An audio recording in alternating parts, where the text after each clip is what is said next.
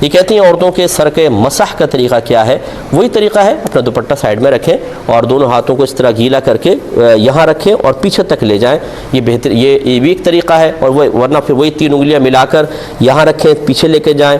یہ شہادت کی انگلی کا پیٹ اور ہتھیلیاں اور یہ انگوٹھا وغیرہ نہ لگے، پیچھے تک لے جائیں. پھر یوں ہٹا لیں اور اب ہتھیلیوں سے سر کو رگڑتے ہوئے آگے لے کر آئیں. اب انگلیوں سے کان کے اندر کا اور انگوٹھے سے کان کے پیچھے کا مسح کریں اور ہاتھوں کے پشت سے گدی کا مسح کریں تو انشاءاللہ مسح ہو جائے گا. ایک بھائی نے فرمایا کہ میں پیشاب وغیرہ گھر سے کر کے پھر مسجد میں جاتا ہوں، وضو کیا مسجد میں، اور پھر جب نماز پڑھنے کھڑا ہوتا ہوں تو بعض اوقات قطرہ نکل آتا ہے، کیا حکم شرع ہوگا؟ دیکھیں، اگر یہ مستقل بنیادوں پر نہیں ہے، کبھی کبھار ایسا ہوتا ہے تو جیسے قطرہ نکلے گا آپ کا وضو ٹوٹ جائے گا، آپ کو جا کر دوبارہ وضو کرنا ہوگا. اتنی جگہ کو پاک کر لیں تو بہت ہی بیسٹ ہے. اور اگر یہ دائمی عادت ہے کہ جب بھی وضو کرتے ہیں، چاہے گھر میں نماز پڑھیں چاہے مسجد میں آ کے قطرات خارج ہو جاتے ہیں، تو آپ شرعی معذور کہلائیں گے. ایسی صورت میں پھر یہی ہے، یعنی آپ بار 2-3 دفعہ اپنے امتحان لیں کہ ایک دفعہ آپ نے وضو کیا، نماز پڑھنا شروع کی، قطرہ آیا، چھوڑ دیں، تھوڑی دیر بعد پھر وضو کریں، پھر نماز پڑھیں گے، پھر قطرہ آ جاتا ہے. اس کا مطلب ہے 2-3 دفعہ کا امتحان لینے سے ثابت ہو گیا کہ آپ شرعی معذور ہیں. پانی کی ٹھنڈک کی وجہ سے آپ کا قطرہ خارج ہوتا ہے، اگرچہ آپ پیشاب کرتے ہوئے مکمل اطمینان حاصل کر لیتے ہیں، پھر بھی قطرات نکل رہے ہیں تو آپ شرعی معذور ہیں. شرعی معذور کا حکم یہ ہوتا ہے کہ وضو کرے، نماز پڑھے، وضو کے دوران قطرہ آیا یا نماز کے دوران معاف ہوگا.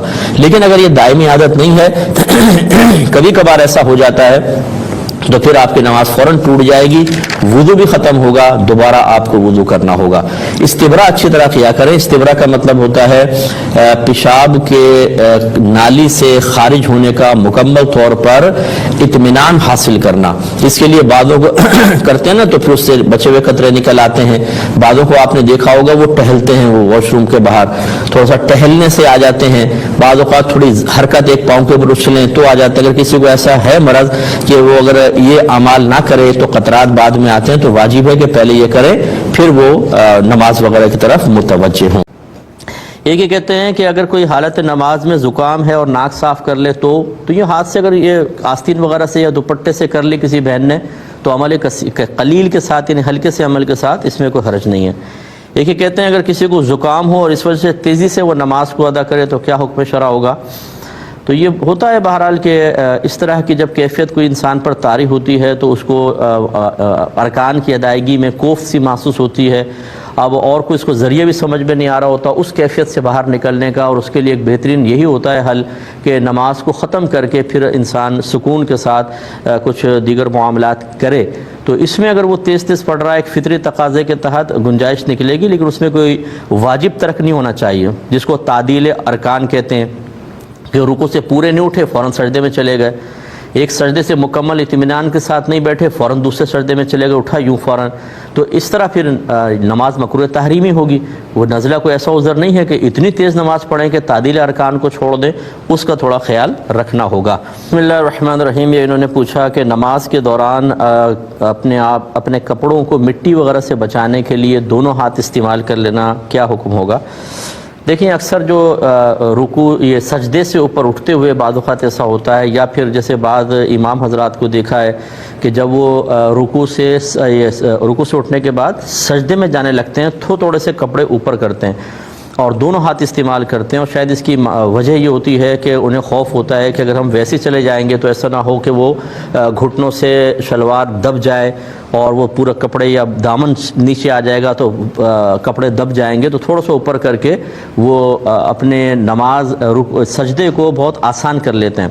تو بہرحال اس طرح دونوں ہاتھ استعمال کرنا کہ جیسے آپ کپڑے وغیرہ اٹھا کے جا رہے ہیں، اس کو مکروہ ضرور لکھا ہے لیکن اس سے فساد نماز کا کوئی تعلق نہیں ہوگا، کیونکہ عمل کثیر ایک ایسے عمل کو کہتے ہیں جس کو دور سے دیکھنے والا یقین کر لے کہ یہ نماز میں نہیں. جیسے آپ موبائل نکال کے حالت نماز میں اس طرح کچھ کرنے لگ جائیں، چاہے اس کو بند کر رہے ہوں، تو دور سے دیکھنے والا سمجھے گا نماز میں نہیں. اس طرح کا کوئی عمل جو بالکل نماز کے خلاف ہو اور آزادانہ آپ دونوں ہاتھ استعمال کر رہے ہیں، تب کہیں جا کے نماز کے فساد کا حکم ہوتا ہے. اس میں کراہت ہوگی لیکن نماز فاسد نہیں ہوگی، لیکن بہتر یہی ہے کہ اس طرح نہ کیا جائے.